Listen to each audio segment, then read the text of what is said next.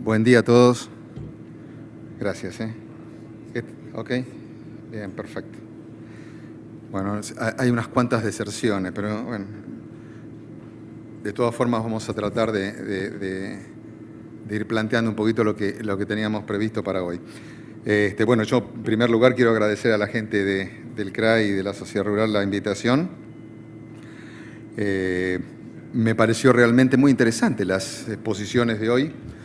Básicamente, la última no es mi métier, ¿no? El tema de los problemas de plagas y demás, sí, pero sí lo que planteaba un poco Gustavo Grobocopatel al principio en materia de lo que es el tema de valor agregado y demás, de los cuales algo vamos a comentar, y básicamente el tema de lo que es infraestructura, ¿no? En especial todo lo que es el complejo del famoso Belgrano Cargas, haciendo una mención especial a lo que a mí me parece particularmente, que es la falta de información que uno tiene, ¿no?, respecto a este tipo de cosas. Yo realmente, digamos, al margen de lo que decía el señor cuando me presentó, que estoy en la parte de consultoría, vengo colaborando con una fundación hace muchos años, que es Producir Conservando, donde venimos trabajando básicamente en proyecciones de producción y todo lo que son las limitantes estructurales del sistema, y tratamos en lo posible de ver cuáles son estas limitantes, y una de ellas es el tema de transporte. Entonces, conseguir hoy información de estas características en Argentina es imposible. A veces cuando uno quiere hacer un análisis de lo que es de pronto el parque automotor, el estado vial de lo que son los caminos internos o incluso las rutas y demás, es prácticamente imposible, insisto, en conseguir nada. Y eso que tengo bastantes conocidos en todos estos distintos estamentos oficiales. Por eso quedé impactado y, bueno, obviamente lo voy a seguir bien de cerca al responsable o al subsecretario del tema Belgrano Cargas, porque en realidad muestra una situación totalmente distinta. O es que en realidad todavía está en pañales esto, o es que en realidad ya está funcionando. Pero sería un boom y cambiaría, obviamente, en forma diametral todo lo que es el componente, digamos, de comercialización en una zona que todos sabemos es bastante compleja y que tiene un peso relativo todo lo que es el tema camiones y demás muy grande. Bien, al margen de esto, la idea de hoy es hacer algunos comentarios del punto de vista general de lo que es la Argentina, de lo que es un poco la estructura de producción y qué es lo que estamos esperando, digamos, como cierre de este ciclo 2016-17 y un poco ya las primeras perspectivas del 17-18, que es un ciclo que en realidad ya empieza a presentarse con algunos yo diría incógnitas, al menos para llamarlo así, en materia de no solamente área sembrada, básicamente lo que va a ser el ciclo de la cosecha gruesa, sino también de lo que es en alguna medida la producción de la cosecha fina.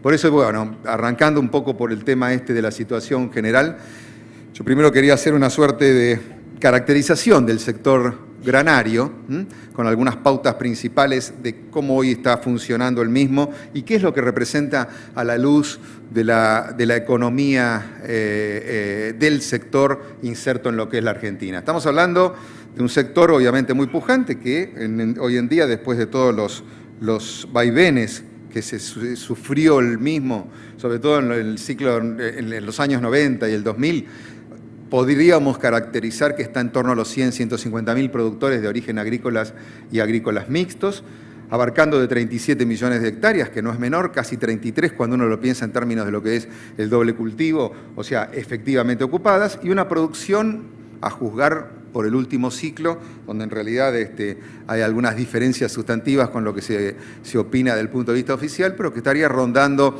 los 124 para el año pasado, quizás este año en torno a los 128, 129 millones de toneladas.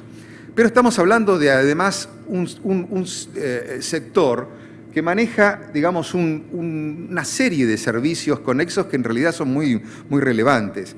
Y hablábamos de transporte, y hablamos de pronto que la canalización de esas 128 o 130, lo que fuere, de producción solamente de granos, implica no menos de 5 a 6 millones de viajes de camión anuales, lo que eso implica, ¿no? En realidad es algo bien significativo.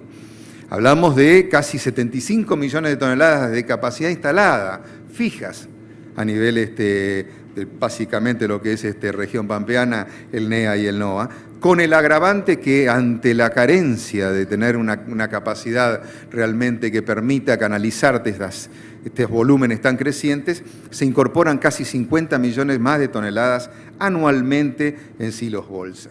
Un tema realmente complicado, en realidad uno lo podría poner dentro de la fortaleza del sistema, pero también en el marco de la debilidad de no tener una estructura fija de almacenamiento que permita hacer segregaciones, en fin, una serie de cosas que están tendientes más a lograr productos de mejor calidad.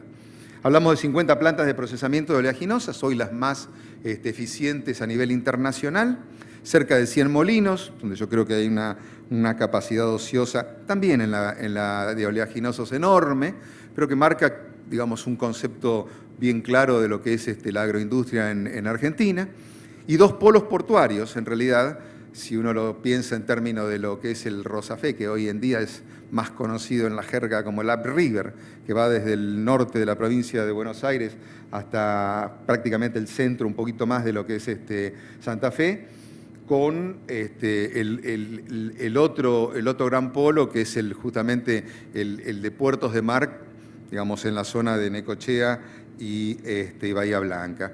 Y lo interesante de esto que no solamente son los que canalizan prácticamente 2.500 buques al año para la carga de todos los granos, aceites y subproductos, incluso también el tema de biocombustibles y demás, sino que además ha crecido notablemente en el último decenio, ¿no? O sea, si uno hace una retrospectiva respecto a la misma fecha hace 10, 12 años atrás, estábamos hablando de cerca de 20 y pico, 22, 23 puertos, hoy tenemos casi 36, con lo cual, digamos, esa conjunción de crecimiento entre lo que es oleaginosas, procesamiento y logística portuaria llevó a una incorporación sustantiva de este tipo de facilidades. Y por último, lo que significa el sector desde la óptica de lo que es los aportes a nivel, digamos, de ingreso de divisas, de la importancia que tiene el sector, digamos, para las cuentas nacionales. Fíjense que estamos hablando de cerca de 32.000 millones de dólares, y esto va cambiando obviamente en función a los precios de cada uno de los commodities y de los distintos años, pero como valor de la producción un nivel que en realidad es realmente sustantivo, que cuando uno lo baja desde la óptica de lo que es efectivamente la generación de divisas por comercio exterior, estamos hablando de cerca de 30.000 millones de dólares, que si uno en realidad la relaciona con un total de cerca de 57, 58.000 millones de dólares como exportaciones de la Argentina, y acá estamos hablando sector granario versus exportaciones argentinas, estamos hablando más del 50% de aporte, con lo cual en realidad es realmente sustantivo. Incluso hoy en día, como valor de ingreso fiscal, a partir de las retenciones que hoy son limitadas y exclusivas para lo que es el complejo oleaginoso, en especial soja, no así el de girasol, pero que hacen un aporte interesante. Y algunos otros datos de color, como que es el 6% del Producto Bruto Interno, solamente el granario, si agregamos el agropecuario, se incrementa al 15 o 14%. Dijimos una participación grande en exportaciones, y algo que siempre nos pareció medio difícil de dimensionar, pero surge de un estudio de la Fundación cuando trabajó en ese sentido el doctor Liach, que es la generación de empleo. Casi el 32% de la generación del empleo o del total del empleo surge a partir de este sector.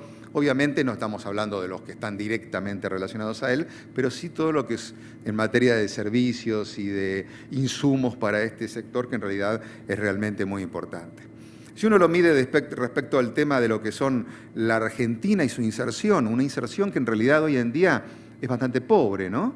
Recordemos que venimos de una administración anterior donde hubo limitantes muy, muy importantes en materia de oferta y de exportación de algunos commodities tradicionales, caso del trigo, caso del maíz. No obstante ello, hoy tenemos todavía una participación importante en todo lo que es el complejo soja. Fíjense que somos el primer exportador en los 3 derivados, lo que surge en alguna medida de esa capacidad tan importante a nivel internacional de lo que es la molienda de este oleaginoso. tercer exportador de poroto de soja, segundo de maíz y de sorgo, tercero, cuarto, digamos, en lo que es el complejo girasolero, que lo hemos perdido, digamos, básicamente por las malas políticas y por la carga tributaria que tenía que resistir todo lo que es el girasol y sus derivados. Y bueno, y en el resto de los productos, con una inserción quizás un poco menor, caso de la cebada, el trigo, donde hay una oferta realmente muy importante del resto de los productos. Pero bueno, un país que a pesar de todo todavía tiene esta posibilidad, ¿no? Con lo cual, en la medida que esto se siga incentivando y se logren políticas más activas en este sentido, parecería que la posibilidad de una mayor inserción todavía es bastante cierta. Acá lo que presentamos es básicamente una estructura de lo que son el área sembrada a nivel de la Argentina. Fíjense que lo hemos limitado solamente a los cultivos principales, hablamos de trigo, de maíz, y vemos sí, como aparece en los círculos rojos, una incidencia muy grande en materia de área en el último año, 16-17, respecto a lo que era el 15-16. Bueno, ahí vemos en su mayor esplendor, digamos, las medidas de la nueva administración. Básicamente lo que fueron reducción de retenciones, hablo de reducción porque no se eliminaron, se redujeron a cero, trigo, maíz, básicamente, incluso en girasol, esa pequeña baja en soja, por el hecho de que se mantuvo en términos relativos un porcentaje importante en materia de derechos de exportación. En trigo y maíz, el hecho de haber eliminado todas las trabas en materia de restricciones comerciales, que era muy importante. Recuerden ese famoso concepto de la famosa mesa de los argentinos, que nos hacía que, bueno, se perdiera mucho el incentivo en la producción porque no teníamos posibilidad de salir a vender al exterior todos nuestros saldos. Y por ende, bueno, un crecimiento entonces en lo que es el área sembrada total de casi prácticamente 2 millones de hectáreas en el término de un solo ciclo. Con el agravante, y que me parece realmente interesante, de la anteúltima línea, que habla de una suerte de relación entre oleaginosas o cereales, como depende de donde uno lo quiera ver, respecto del total. Mientras que hasta el 15-16 teníamos casi un 67% de incidencia de oleaginosas. O sea, éramos básicamente productores de soja y en menor medida girasol, pero fuertemente de oleaginosas. Hoy pasamos al 62% y probablemente en el próximo ciclo esta relación se tienda a reducir aún más. ¿Esto qué quiere decir? Que vamos a tener seguramente un sistema mucho más sustentable en el tiempo y con obviamente una menor exposición a un monocultivo como era el caso de la soja.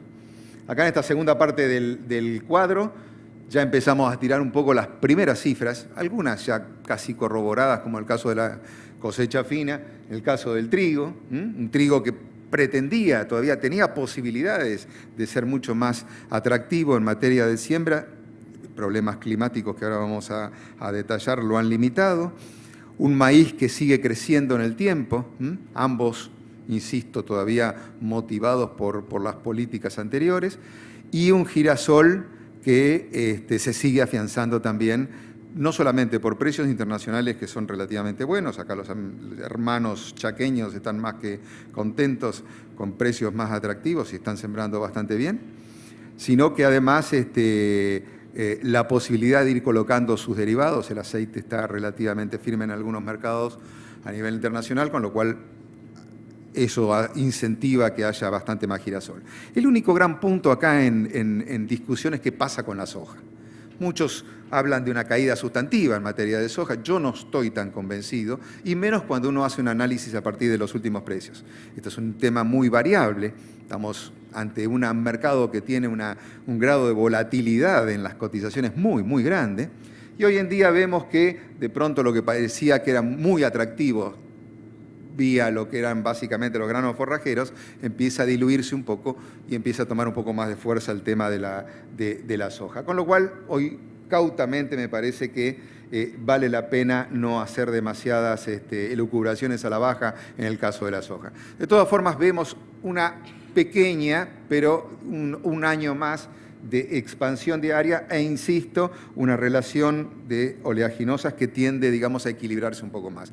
No podemos esperar que Argentina deje, digamos, este esquema. Lo más probable es que se mantenga en un 60-40 a favor de lo que es los oleaginosas por la tradición y la importancia que tiene hoy la soja en la Argentina.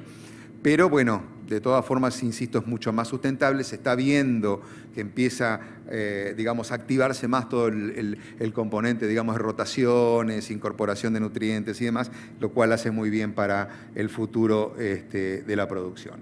Fíjense, acá qué notable, venimos de los años 40 en adelante, las dos curvas marcan claramente lo que era la incidencia de cada grupo de cultivos. En azul eran los cereales, por allá por los años 50, eran líderes absolutos en materia de participación en la canasta productiva.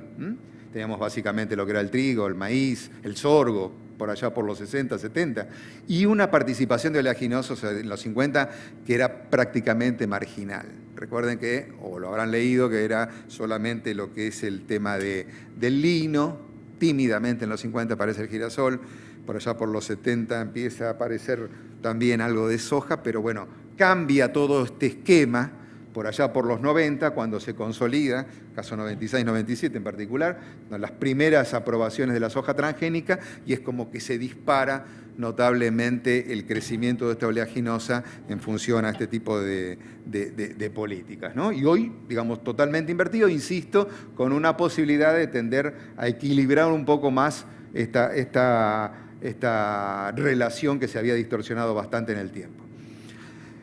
Les decía al principio, estamos esperando, digamos, o tratar de ir confirmando un poco qué va a pasar con las áreas básicamente de cosecha gruesa. Estamos en un año realmente excepcional. Se está terminando de levantar los últimos lotes de maíz y ya se está empezando a sembrar el nuevo maíz. Por otro lado, normalmente teníamos un diferencial de 2-3 meses entre cuando nosotros levantábamos el maíz en Argentina y aparecía el nuevo maíz en el resto del mundo. Ya todo eso se fue tergiversando. Insisto, estamos terminando la cosecha, ya tenemos gran parte de la cosecha, la llamada safriña de Brasil, que es una que nos compite realmente mucho porque va a exportación en el país vecino, y ya prácticamente estamos con 4 o 5% levantado en los Estados Unidos. Con lo cual, digamos, fue cambiando bastante todos los parámetros de comercialización en los últimos años. Y nos encontramos con estas dos realidades. Por un lado, la de ustedes, quizás más problemática y con una escasez de precipitaciones que no es menor, donde en realidad nos hace pensar, bueno, cómo va a ser básicamente el RIN del próximo trigo, que es el que tenemos en meses más para levantar.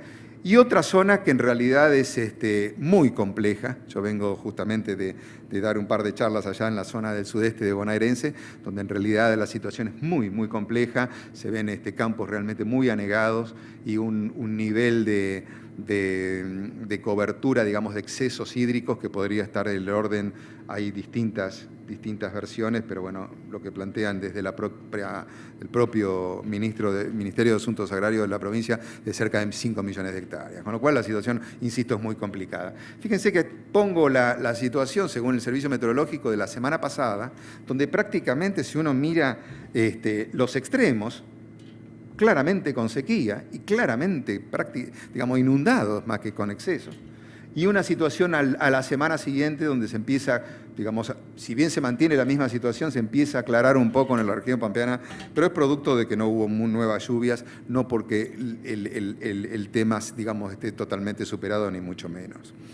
Por eso, digamos, en función al clima, en función a los precios y demás, vamos elaborando una suerte de cuál va a ser la idea de siembra futura para el próximo ciclo 17-18.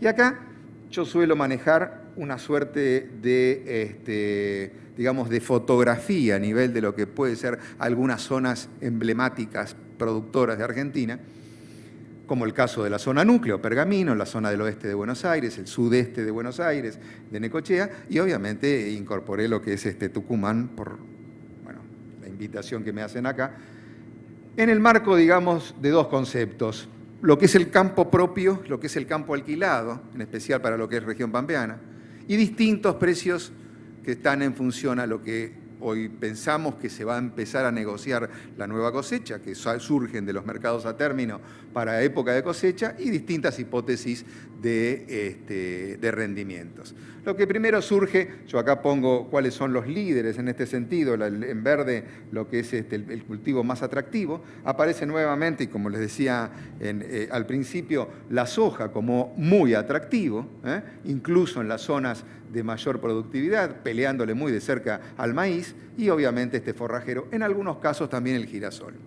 Girasol que, no me quiero digamos, demorar demasiado en esto, pero que tiene sus bemoles, ¿no? Estamos hablando de precios a cosecha, yo creo que son bastante claros, un trigo en torno a los $160, una soja en torno a los 260, el maíz en 150, que, insisto, son los que marcan los mercados a término. Y un girasol de entre $105, que lo marca el mercado a término, pero de Buenos Aires. Y gran parte de la producción está en el sur de la provincia, donde en realidad hay descuentos que no son menores cuando uno lo piensa en términos de los puertos de mar.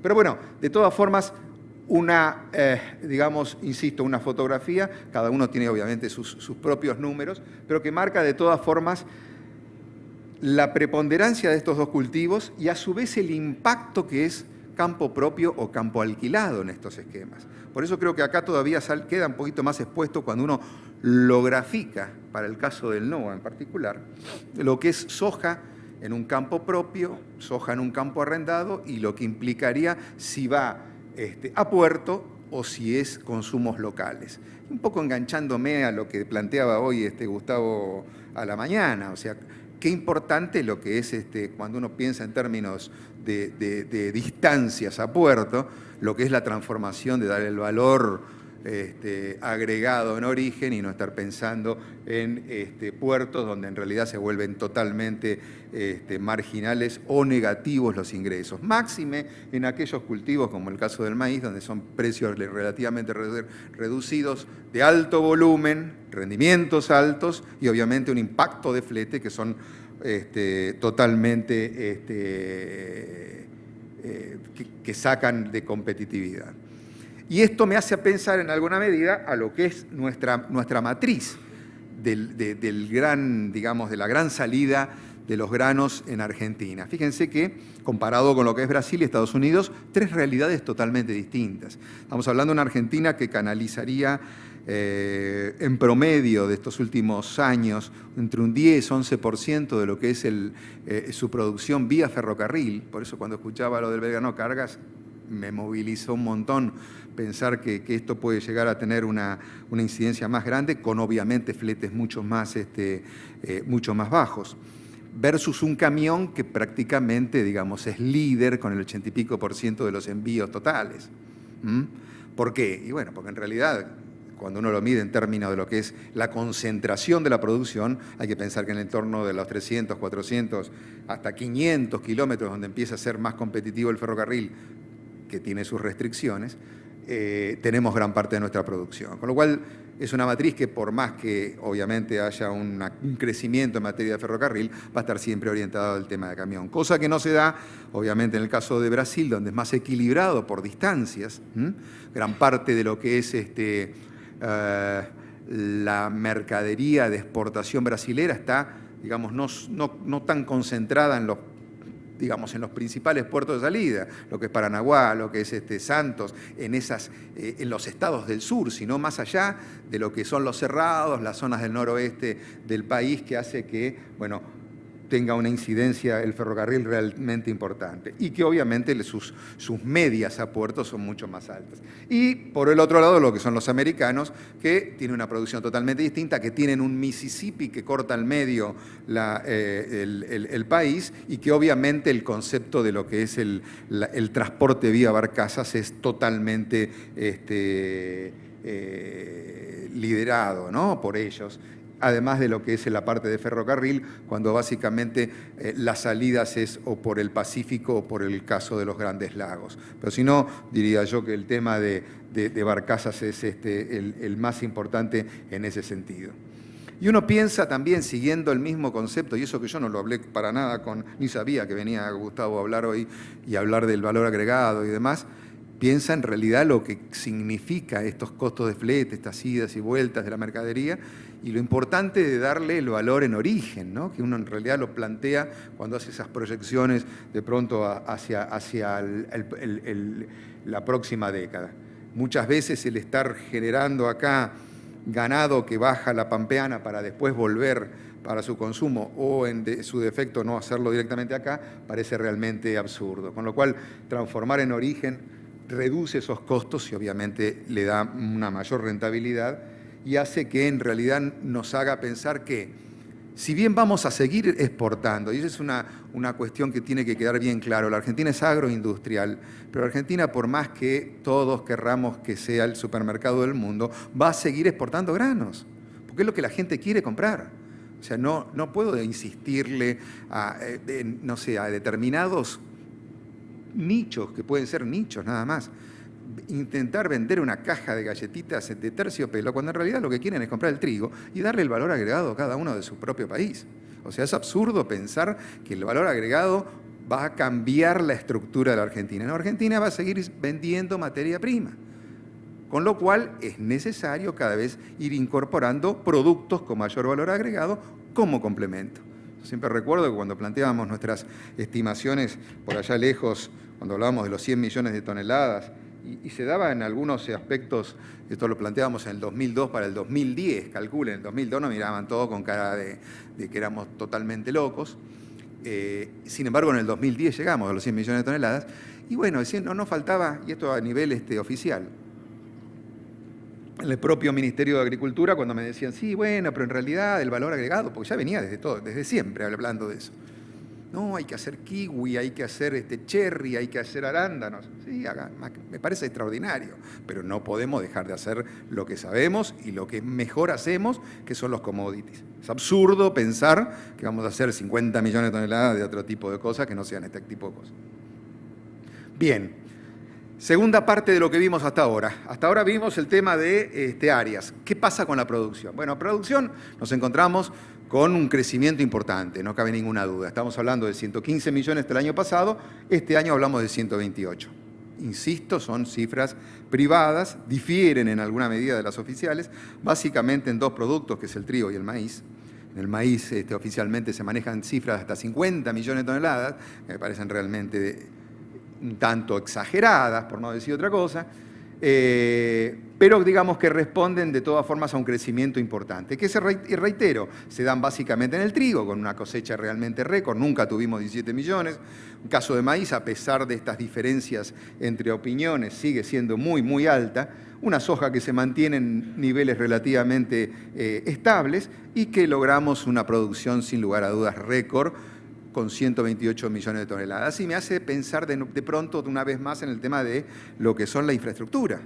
Si hablábamos con 100 millones, que teníamos limitantes de infraestructura, imagínense 130, o lo que estamos pensando para mediados de la próxima década, en 150, 160, o antes, dependerá cómo es el ritmo de crecimiento, que cada vez la situación se vuelve más complicada. Por eso, insisto, la movilización que me produjo hoy la charla del tema Belgrano Cargas. ¿Qué estamos esperando para el 17-18? Y bueno, en realidad en el contexto actual, que obviamente es muy preliminar, pero con bajas en el área, digamos, de leves incluso de la soja y con bajas esperadas en el caso de trigo por problemas que ya son todo de dominio público, climáticos, y que ya están influyendo en algunos lotes, problemas de roya, problemas fúngicos serios en Buenos Aires, prevemos que la producción de trigo no va a ser la mejor. En cantidad y tampoco en calidad, que es un tema realmente complejo, ¿no? Porque en realidad va a haber una puja que se empieza ya a ver un poco en los precios. Ya ahora nos vamos a ir metiendo de lleno en cada uno de los cultivos, pero se empieza a ver un poco en las posiciones más lejanas, ¿no? Con lo cual se empieza a ver que no va a ser mejor la calidad respecto a otros años. Un crecimiento en maíz, cae la cebada, creo que en alguna medida por el crecimiento del trigo en materia de área, Estamos hablando de una soja que se puede estar dirimiendo entre los 56 y 57 millones de toneladas, seguramente un crecimiento en girasol, pero no vamos a tener cambios sustantivos en materia de producción. Parecería que esta máquina que venía empujando tan fuerte en cuanto al crecimiento se empieza, digamos, a desacelerar básicamente por estas condiciones climáticas que de todas formas implican volúmenes realmente importantes. Si uno lo piensa en términos del NOA, fíjense que de los 128 millones que tenemos previstos, con un valor de la producción cerca de 35.000 millones de dólares, el NOA hace un aporte que no es menor. Estamos hablando de no menos de maíz de 2.200.000 toneladas, una soja de 2,5 millones, que con el resto de los cultivos, un trigo que para nivel local es realmente importante, hace que estemos cerca de los 5,5 millones, quizás un poquito más, con un aporte de valor de la producción realmente importante para lo que es la zona. Cuando uno ve el desarrollo, digamos, de este complejo granario en el tiempo, los últimos 10 años, y yo agrego mis expectativas, o las que tenemos desde la Fundación, para lo que es la 26-27, de acá a 10 años, vemos claramente una situación que ha estado bien, diría yo, estancada o con caída en el área hasta fines de la anterior administración y, bueno, a partir de acá, este crecimiento sustantivo 16, 17, 17, 18 y las esperanzas de alcanzar para, insisto, mediados de la próxima década un nivel cercano a los 160 millones de toneladas. Esto, cuando lo traducimos y comparamos un poco los niveles respecto a los actuales, estamos hablando de los 128 millones que decíamos referencia recién, versus los 160 que hemos proyectado en su momento, nos empiezan a marcar algunas pautas realmente interesantes. No vemos un crecimiento sustantivo en trigo. Fíjense que pasamos de 17 a 18 millones y pico, que parecería que tampoco es tan necesario tener tanto trigo en la Argentina, cuando en realidad tenemos un consumo local que está muy limitado por el crecimiento de lo que es nuestra población y los excedentes donde tenemos dos mercados diferenciados. Por un lado lo que es Brasil, con ventajas arancelarias, con ventajas a nivel económico, pero limitado en su conjunto, y el resto de lo que es el saldo exportable prácticamente en 50%, en competencia con el mundo, con lo cual los precios no son los más atractivos que tenemos. Si vemos un crecimiento en el caso de maíz, parecería limitado. Todo esto está en función a los rendimientos que vamos tomando y que de pronto están en función a los promedios de la última década, no al último año que fue excepcional. Un crecimiento fuerte en soja, lo cual va a permitir, digamos, una capacidad mucho más aprovechada en una industria que hoy tiene una ociosidad que no es menor. Y finalmente, digamos, del punto de vista del total, casi 160 millones de toneladas, que fue lo que presentamos en el marzo pasado, que marcaría de todas formas un crecimiento sustantivo, no contra la 128, sí contra cuanto estábamos hablando por allá por finales, insisto, del siglo pasado, el 2000, 2002, 2003, que estábamos en 80, o sea, casi estamos duplicando en términos de 15, 20 años la producción en Argentina. Un proceso que además implica también que se hayan ayornado el resto de los países. Si uno lo mide esto respecto a Brasil, el crecimiento de Brasil es muchísimo más grande. Tiene muchísimo más capacidad de crecimiento en materia de área y estamos viendo lo que es la producción. Brasil no producía más de 110, 120 millones de toneladas hace 10 años, hoy están arriba de los 250. Con lo cual se transformaron no solamente en el gran competidor, sino que realmente hoy son el granero del mundo y nosotros no nada que ver en ese sentido. En el marco de esas proyecciones también damos un crecimiento a lo que es el NOA. Un NOA que pasaría de todas formas a un 5% del total de la producción, pero que generaría no solamente un volumen importante, sino un nivel de ingresos desde el punto de vista de lo que es el valor de la producción y insisto, todos los servicios que están conexos de prácticamente el doble respecto a lo que habíamos citado anteriormente en materia de la actualidad. ¿En qué se basan nuestras proyecciones? Y se basan en un mercado que cada día está más ávido de materia prima, que marca, estas son informaciones del Departamento de Agricultura de Estados Unidos, un crecimiento sostenido hasta el año mediados de la década que viene de todos los productos, pero en particular de soja, que marca también un crecimiento en lo que es el comercio de carnes, o sea, por ende, un mayor consumo y mayor producción, con lo cual todo lo que es forrajes y soja van a tener un impulso realmente importante. En este caso, las 3 carnes principales, liderándolas por el lado de lo avícola, carnes, vacunas y porcinos. Y un esquema de precios que, a pesar de hoy estar en niveles que no son los mejores, hoy estamos en niveles que, cuando uno lo mide contra el 2012 o el 2008, que eran esos famosos precios de los $600 la soja, estamos lejos. Pero que si uno lo mide respecto al promedio de la última década, estamos en un escalón un poco más alto y soy relativamente optimista en el mediano o largo plazo de que se tiendan a modificar y mejorar. ¿Por qué soy optimista? Porque básicamente los oferentes de este mercado somos 3 o 4 en el mundo. Si uno piensa en maíz, piensa en Estados Unidos, Argentina, Brasil. En soja lo mismo. Incluso en trigo somos 5 o 6. Con lo cual, el concepto del commodity, en la medida de que haya algún tipo de conflicto climático en alguno de los hemisferios o en alguno de los países representativos oferentes, automáticamente lleva a crecimiento en los precios sustantivos. ¿O por qué está rebotando claramente hoy la soja en Chicago? Cuando todos saben que van a tener una muy buena cosecha en Estados Unidos, se consolida un crecimiento en Brasil. Y básicamente es porque hoy en día, al margen de otros aspectos de demanda, como el tema de los chinos, que ya lo vamos a abordar, empieza a preocupar lo que es el atraso en la siembra de Argentina. Entonces, insisto, todo ese concepto que manejan algunos economistas del famoso deterioro de los términos del intercambio, donde los commodities pasaron su ciclo, no es tan así. Mi idea en particular creo que es el alto grado de dependencia de las ofertas concentradas que hacen que la volatilidad en los precios sea realmente muy manifiesta. Esto también refleja un poco cómo se vivieron los últimos años, ¿no? Yo lamento porque son muchos números, pero solamente 2 conceptos. Fíjense, el saldo exportable hace 7, 8 años atrás, estamos hablando en plena época de los superprecios. Vendíamos 70 millones de toneladas con un precio promedio de todo el sector de casi $464. Eso nos permitía 32.000 millones de ingresos, y ingresos por retenciones espectaculares, porque teníamos retenciones en todos los granos.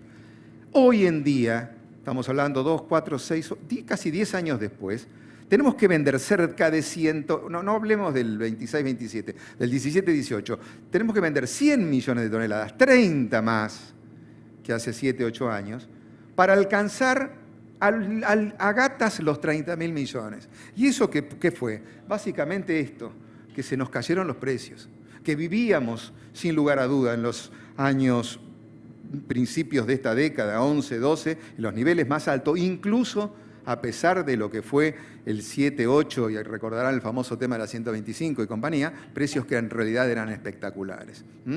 Entonces, hay que ponernos en la idea de que, bueno, no son los mejores, hoy estamos hablando de $300, pensemos que puede llegar a recomponerse en el tiempo, pero que de todas formas es un sector que sigue traccionando y fuerte. Vamos a entrar más rápidamente a la dinámica de cada uno de los productos. El caso del trigo, yo creo que es interesante para ustedes, vieron que tienen una participación que no es menor.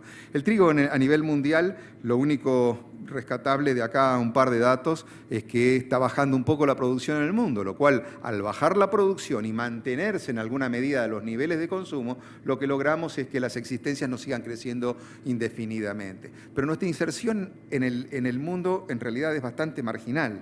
Por eso, no me preocupa tanto lo que pasa a nivel internacional, sino lo que pasa a veces un poco en lo que es la región en especial.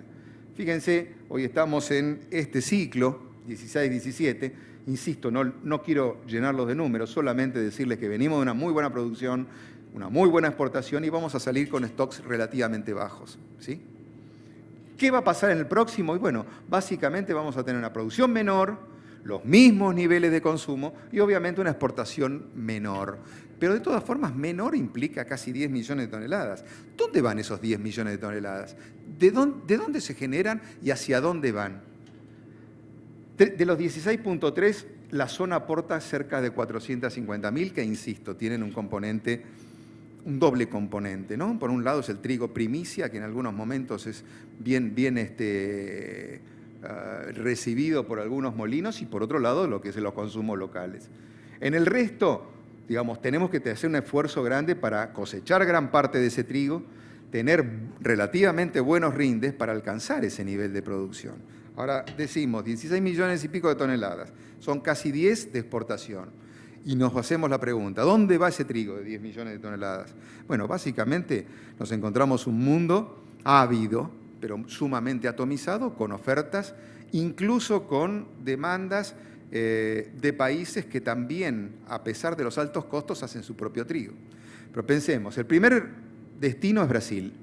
El segundo destino, por decir en alguna medida de los importantes, es todo el norte de África, toda la parte de Egipto, Libia, Túnez, Marruecos, en fin, todos los que dan sobre el Mediterráneo, y finalmente lo que es sudeste asiático.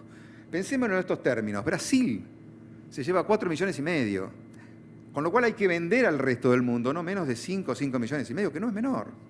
Y ese resto del mundo lo compra básicamente en el primer cuatrimestre del año. Sale el trigo en diciembre, enero, febrero, marzo, con lo cual ahí estamos en competencia directa con el mundo y obviamente con descuentos que no son menores. Recién de abril en adelante la situación se vuelve un poco más laxa, porque sabemos que empezamos a depender más que nada de Brasil. Con Brasil tenemos un arancel negociado en Mercosur, tenemos menos días de viajes y por ende menos fletes, menos costos en todo sentido, con lo cual los precios tienden a mejorar. Y eso se ve en alguna medida en los precios y en el mercado que hoy se está registrando en el caso de Rosario o de Buenos Aires. Fíjense que un trigo de 160, 165, no, 165 parece muy atractivo, pero digamos 160, 162 dólares disponibles, que va mejorando a 62, 65, por allá por enero, se tiende a consolidar en julio con valores cercanos a 179, 180. Entonces, ¿qué está mostrando eso? Bueno, básicamente que o no hay tanto trigo, o el trigo que va a haber en el tiempo no va a ser tan bueno, con lo cual la calidad, sin lugar a dudas, va a empezar a tener una incidencia realmente importante.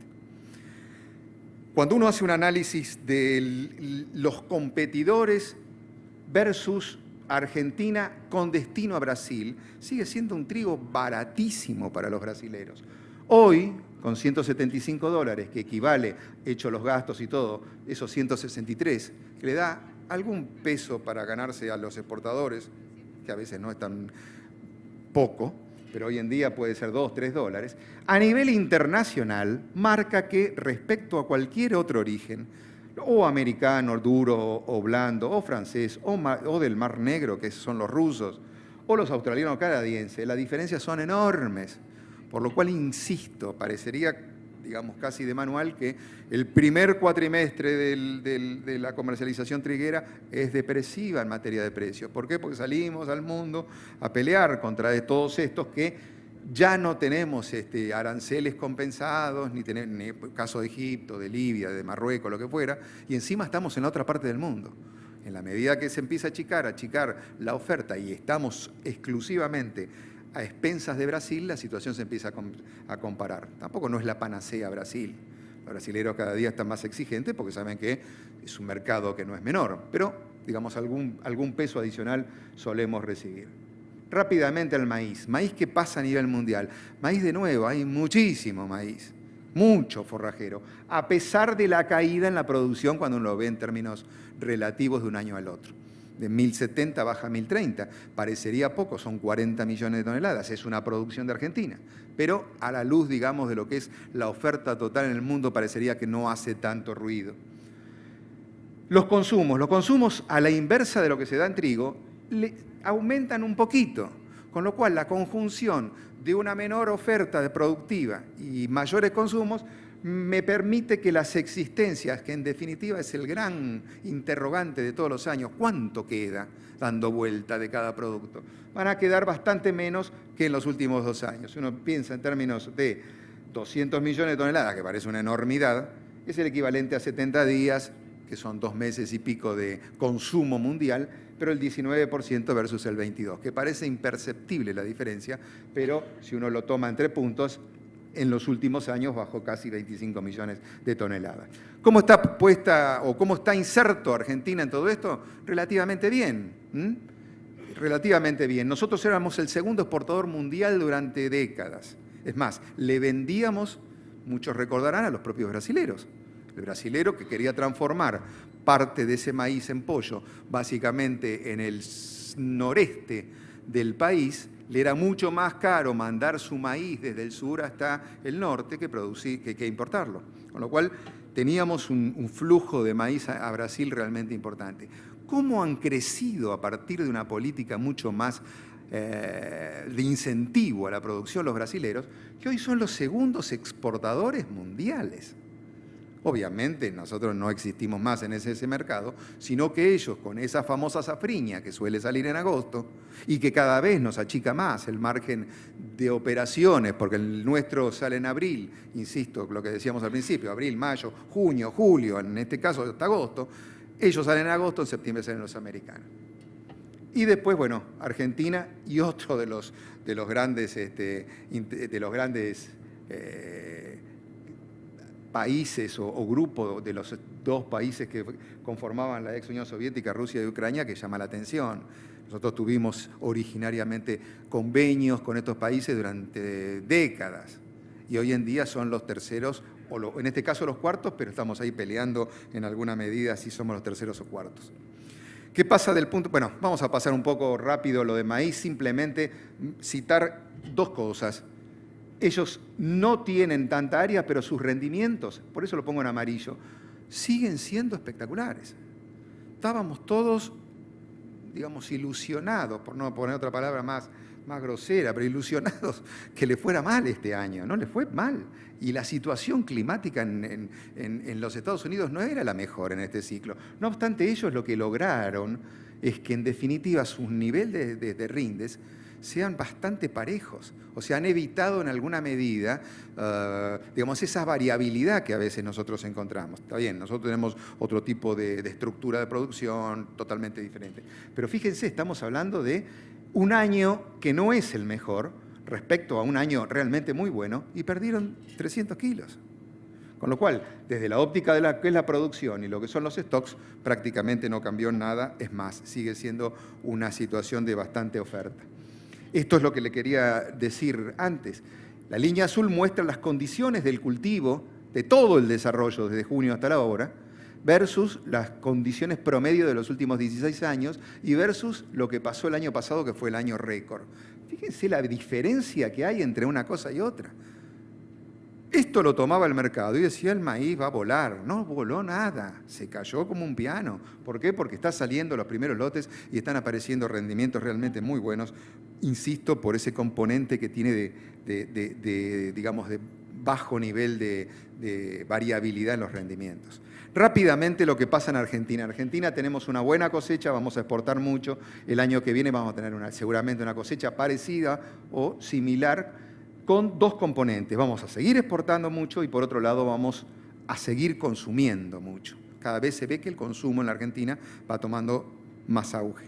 Todo lo que son los feedlots y demás empiezan a tener una incidencia realmente muy, muy importante que hace que uno piense que en el mediano plazo los consumos van a seguir creciendo a un ritmo acelerado. Y un solo dato de color. Ya a esta altura hay más de 3,5 millones vendidas de maíz para futuro. No lo vimos en trigo, hay otras 3 y pico millones.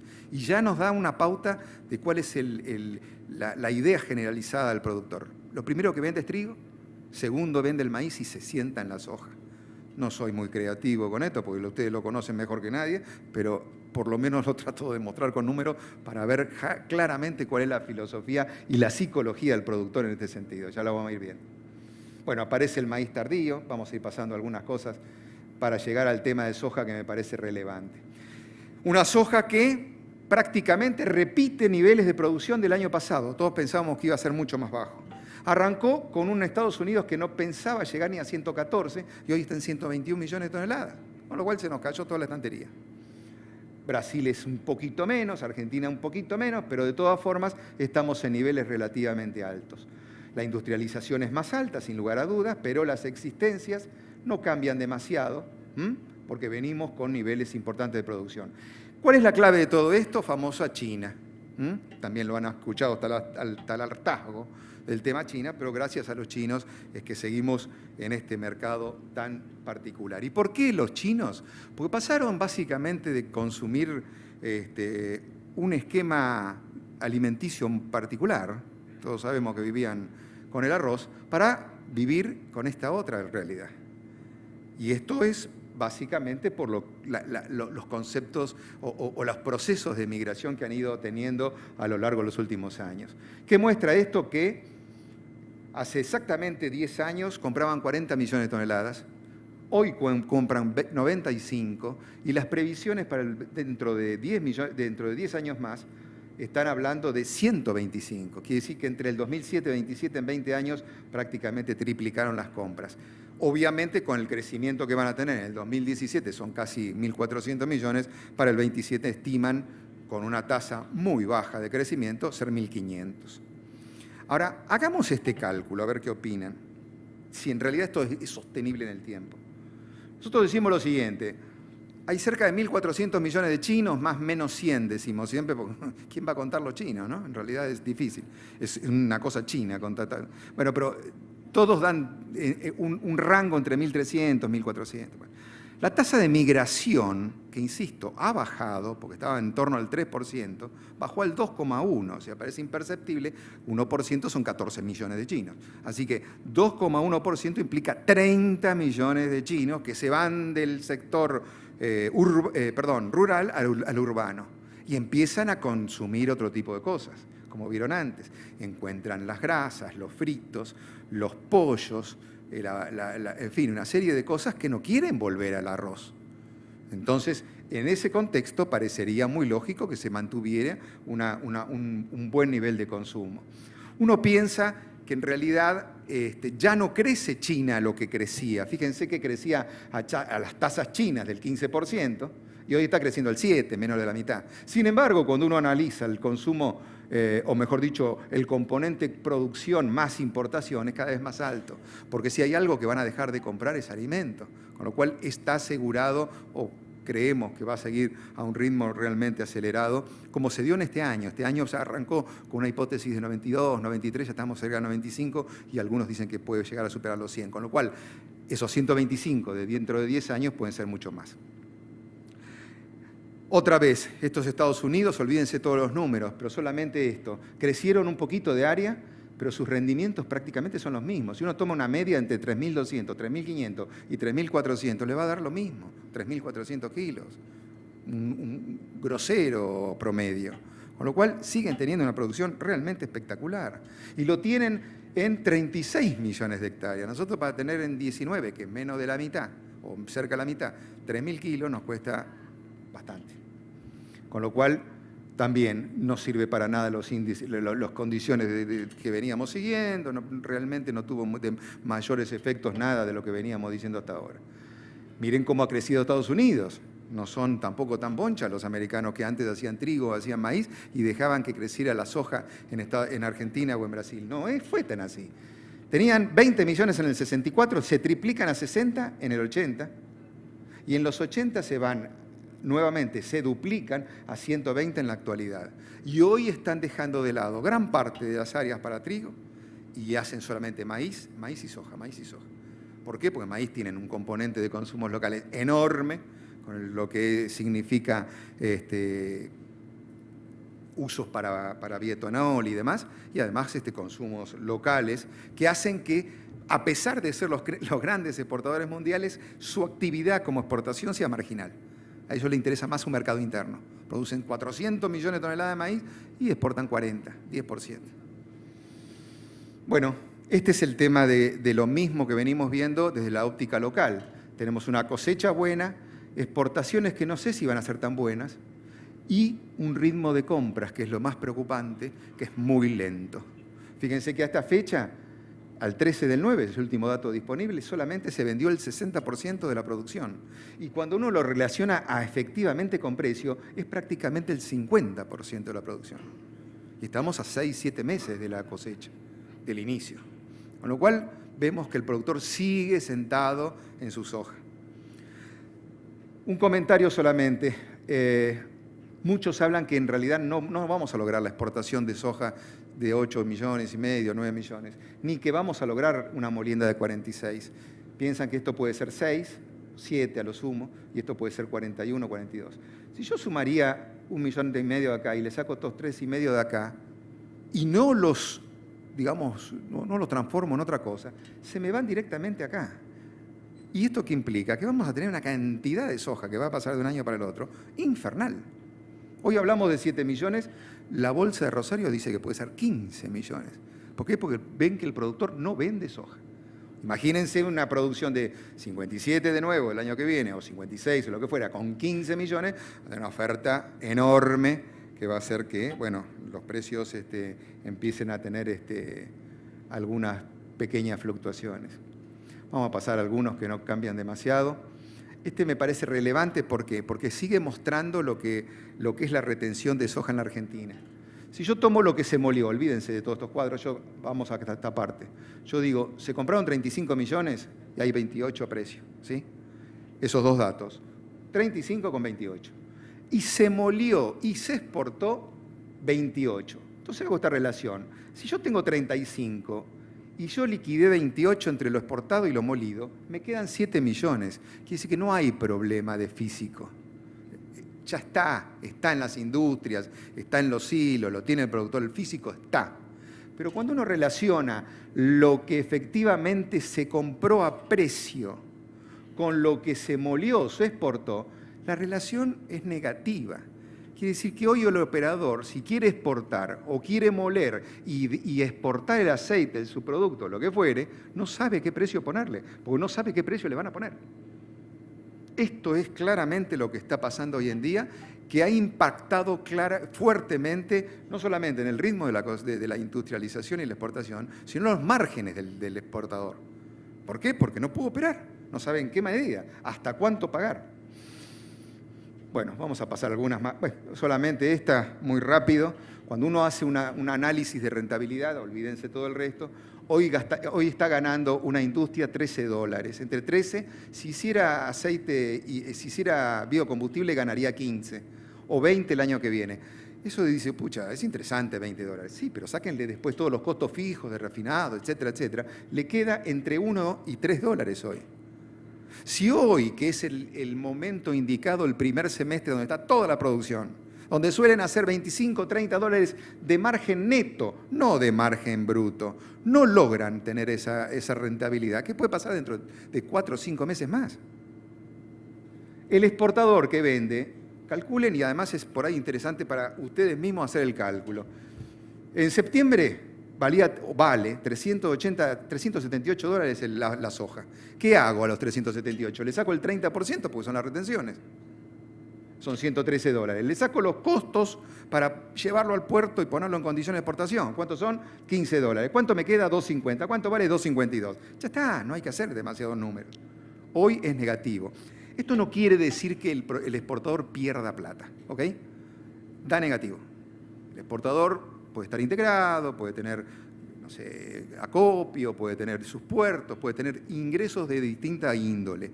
Simplemente una radiografía entre el precio de afuera y el precio de actual. No cierra. Si uno lo ve en términos del año que viene, a pesar de bajarle las retenciones, recuerden que está bajando el 0,5% por mes desde enero del 18. Yo acá el cálculo lo estoy haciendo a junio del 18. Tomo lo que vale la soja, junio del 18. Le saco el 27%, porque es el 0,5 en 6 meses, me da el 3%. Saco mi precio equivalente, 2,59, vale 2,60, siguen perdiendo. Con lo cual, la situación es relativamente complicada. Vamos más rápido. ¿Cómo se financia entonces el productor? Un poco la pregunta desde el principio. Vendió gran parte del trigo y sigue vendiendo el trigo. Vendió gran parte de la cebada, ustedes me van a decir, bueno, pero ya está terminando el ciclo, ok, pero sigue vendiendo mucho girasol, mucho maíz y sigue estando la soja como última en su esquema de ventas. Algunas de estas las vamos a pasar que no dicen demasiado. Estos son los aceites en particular, que después, si quieren alguna pregunta, podemos ampliar en ese sentido. ¿Estoy muy atrasado de tiempo? Ya voy cerrando. Vamos a las conclusiones. Primer aspecto, el trigo. Insisto, trigo disponible y lo que es cosecha nueva van confluyendo hacia un mismo precio, 160, 165, pero los pases en el tiempo son atractivos. Insisto, son atractivos. Estamos hablando un julio en torno a los 180. Con lo cual, este tema que en alguna medida está recalentado por la incertidumbre de la producción que vamos a tener o no vamos a tener, hace que o se espere para vender o se empiecen a trabajar esos famosos forward. Los casi 3 millones y pico de toneladas ya vendidas se vendieron en $170 y los productores están felices. Obviamente si lo logran producir y lo pueden entregar. Pero en $170 no solamente quedaron vendidos a un precio casi $10 respecto a lo que está hoy en día, sino que además el componente de angustia en el tipo de cambio lo tienen superado porque está hecho en forward, es dólar. Cuando tiene que entregarlo le harán la conversión a lo que es el dólar en su momento. Maíz. Los precios disponibles obviamente están presionados no solamente por la oferta que entró todo, entraron 40 millones, sino por la competencia que hacíamos referencia a Brasil, Estados Unidos y demás. Hoy vale 138.40 y parece difícil de establecer. Bueno, parecería que ya en estos niveles no va a haber una reacción tan grande en el corto plazo. Si uno no lo quiere ir llevando, parece lo más lógico tender a venderlo. Mientras que en la nueva, los precios son más atractivos. Estamos hablando de 145, 150, pero no parecería tampoco que vaya a haber una mejora sustantiva cuando hemos visto que hay un mundo con mucha cantidad de forrajes. Con lo cual, parecería lógico ir tomando algunas posiciones y sobre todo estas futuras. Y finalmente la vedette de todo esto, que es la soja, nos marca que por efectos de este famoso informe de Luzda, compensado en alguna medida por efectos locales, los precios actuales están relativamente deprimidos y tienden a mejorar levemente en el tiempo. Con lo cual, una vez más, no parece demasiado creativo los consejos que uno tira acá, pero bueno, son los reales. Habría que esperar o ir tomando alguna posición futura como ir para cubriendo esa expectativa si uno está pensando en cosecha vieja. Y en cosecha nueva exactamente igual. ¿Por qué? Porque en realidad no son los valores que uno pensaba o que el productor esperaba en torno a los 270, 275 dólares, pero hoy en 265, 260, ante una incógnita de cuánto puede llegar a ser la producción, cuánto va a pasar de un año al otro y demás, parecería que conviene esperar o tomar alguna posición, diría, más lejana. Yo creo que sigue siendo, digamos, la soja un poco el que marca el timing de todas las cosas. El productor a veces uno piensa, dice, pucha, vale 2.70 y cayó 2.30, ¿por qué no habrá vendido? Se está equivocando y después rebota. Obviamente se perdió por ahí varios meses y termina vendiendo en valores relativamente altos, aunque nunca se caracterizó el productor en vender en el mejor momento. Siempre vende normalmente a la baja. ¿Por qué? Porque empieza a sentir la angustia de que empieza a bajar y bueno, quiere ir tomando las posiciones. Pero bueno, va a ser un año complicado, no cabe ninguna duda. Va a ser un año donde va a tener que tenerse muy en cuenta todos los que son estos costos adicionales que hablábamos al principio, relacionados con todos los aspectos de comercialización y demás. Y bueno, y básicamente seguimiento muy, muy de cerca de todas las variables para ir tomando, digamos, la mejor decisión y obviamente alcanzar la mejor rentabilidad para todos, ¿no? Son las 2:05, así que les agradezco muchísimo el respeto en haber escuchado y además el silencio en esto. Cualquier pregunta que quieran, en fin. Pero bueno, les agradezco mucho. Muy buenas tardes. No sé si hay alguna pregunta. ¿Alguna duda, alguna pregunta? Allá hay una. Sí. Sí. Del mercado de cebada, quiere ser. Vos sabés que yo lo saqué a propósito, porque lo tenía. Primero que se hacía largo y segundo que digo, ¿a quién le interesa la cebada en Tucumán? Pero bien, a vos te interesa, ok. Viste, siempre hay algo importante. ¿Qué vemos en cebada? Dos cosas. Primero, se achicó el área. Estamos hablando de cerca de 800.000 toneladas. Se achica la producción. Estamos hablando de cerca de 3,2. Se achica permanentemente. Vos recordarás, hace 3 años teníamos más de 4 millones, que era el efecto trigo, digamos, con restricciones que llevaba a hacer más cebada porque era un mercado libre.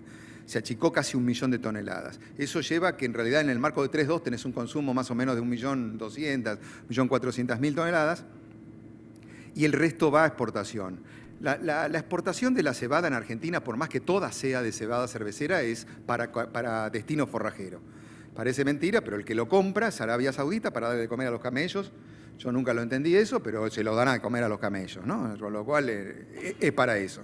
Con lo cual, digamos, quedaría dos mercados diferenciados, lo que es consumo interno, que normalmente se hace bajo contratos y demás, y que estamos viendo que se empieza a complicar por las cosas que te hice referencia. Hay algunos lotes que ya están con problemas fúngicos, van a tener problemas de proteínas, va a haber problemas de calibre, una serie de cosas. Hoy veo que se hizo hace poco en $160 sobre el Up River, parecería que es un precio más piso que otra cosa.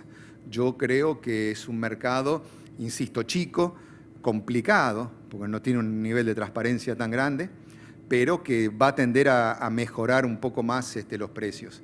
Yo lo esperaría, si tuviera que decirte un poco la realidad, ¿no? No sé cómo lo has hecho, si lo has hecho con contrato o no. Si es con contrato. No te escucho, ¿cómo? Sí. Es una buena alternativa, a ver, pero que tengas ese concepto, ¿no? Que no es un mercado tampoco tan simple y además que sea tan líquido, ¿no? Sí. Ahí está el micrófono. Con la propuesta esta de Estados Unidos de, Sí. primero suspender la importación de biodiesel de Argentina Sí. y el subsidio que en teoría dicen que le darían a los productores americanos, Sí. eso, el consumo propio que van a tener o adicional que van a tener, ¿no es equivalente a lo que sería el stock actual? No, te hago rápidamente la situación del famoso tema de biocombustible. Nosotros somos, digamos, unos fuertes elaboradores de soja, como lo viste, son 40 y pico millones. Si uno lo hace un número grueso, el 18-20% es aceite, con lo cual vamos a tener 8,5 millones de aceite. A nosotros nos parte al medio el hecho de que salga de los Estados Unidos. ¿Por qué? Porque tenés 1.200.000 toneladas que es consumo interno de biocombustible, más 1.200.000 que se llevaban los americanos y la expectativa o la ilusión que volvieran los europeos con 1.200.000, 1.300.000. Todo ese paquetito hace cerca de 4 millones de toneladas, que multiplicado por el 95% extracción te da un poquito más, menos, pero son 4 millones. Si yo tengo 8 y además tenés consumos internos de aceite de soja, con lo cual tenés casi 800.000, serán 5 millones que se iban sobre 8,5 millones, con lo cual me quedaban para exportar de aceite 3,5 millones. Yo soy el principal productor y oferente de aceite de soja del mundo. Al no poder venderle a Estados Unidos, y tener incógnita de que entre el mercado no europeo, lo que voy a generar es un montón de aceite que lo voy a volcar al mercado y que me lo van a comprar, pero me lo van a comprar con una prima para abajo. Es un tema que yo lo vi porque no tengo mucho tiempo para desarrollar. Esa prima lo que va a hacer es que en realidad, digamos, no es que vaya a bajar el mercado de aceites del mundo, porque los americanos van a tener que hacer parte de su aceite para biocombustible, pero que es marginal, pero va a ser que nosotros entremos en descuento a nivel mundial. Yo creo que eso sería el fracaso total. La gloria sería que vuelvan los americanos, vuelvan los europeos y todo lo demás, que sería el éxito total, que también lo veo difícil. ¿Por qué? Porque normalmente este tipo de negociaciones lleva no menos de un año o más. Primero. Segundo, no van a eliminarte los aranceles, que es lo mismo que están planteando los europeos, que dice que ya están a punto de abrir las compras.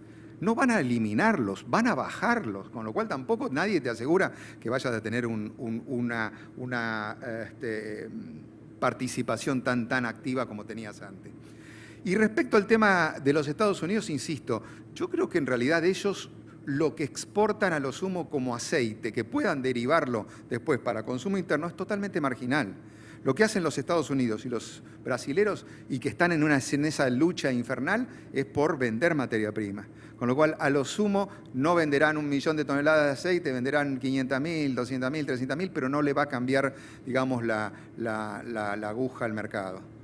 Lo cierto es que a nosotros, insisto, nos perjudica porque los mercados que nos compran el aceite son mercados pobres. Porque ¿quién va a comprar el aceite? Los que no tienen capacidad para molerlo y transformarlo en aceite. ¿quién nos compran las harinas? Los mercados ricos, Europa, todo lo demás. ¿Por qué? Porque lo transforman en carne. Entonces, tenemos que depender de Bangladesh, de Pakistán, de la India, y todos estos te compran cuando saben de que vos tenés mucho y que estás en la lona. Por eso me parece oportuno y sería muy deseable que Europa vuelva y que vuelva con niveles relativamente buenos, ¿no? Y no sé, podríamos seguir hasta las 4, pero me van a matar. No sé, si tiene alguna otra, con gusto. Bueno, no, falta. No sé, yo los libero a todos, pero dale, sí. A ver. Cuando habla de complicaciones en la siembra... No te escucho, ¿cómo? Cuando habla de complicaciones en la siembra, también está Brasil, que estaba seco. ¿Es correcto esa información? Sí, también está incidiendo, pero en realidad dicen que está seco. Los brasileros tienen dos áreas muy extensas, insisto.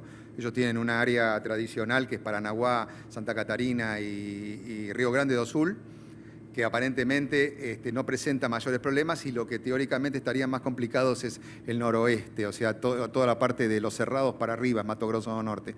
Pero es muy relativo y es muy temprano todavía. Yo creo que a lo sumo puede atrás. Me parece que tiene más incidencia en los mercados el hecho de que hay una incertidumbre grande en Argentina, porque no se sabe cuánto se va a llegar a sembrar, que lo que pasa en Brasil específicamente. Pero en el caso ese, el año pasado sembraron muy temprano y obtuvieron muy altos rindes. Sí. Eso no, digamos, cuando uno lo veía en la placa, que usted le calculan 107 millones, se le calcula 107 millones a Brasil, ¿se descontará esa prima de rinde que están teniendo por yo creo sembrar que muy temprano? En alguna medida está en el marco de lo que están previendo los americanos. Fíjate que en la oferta y demanda ellos dicen que este año que los que cosechan son los americanos, ya la están cosechando.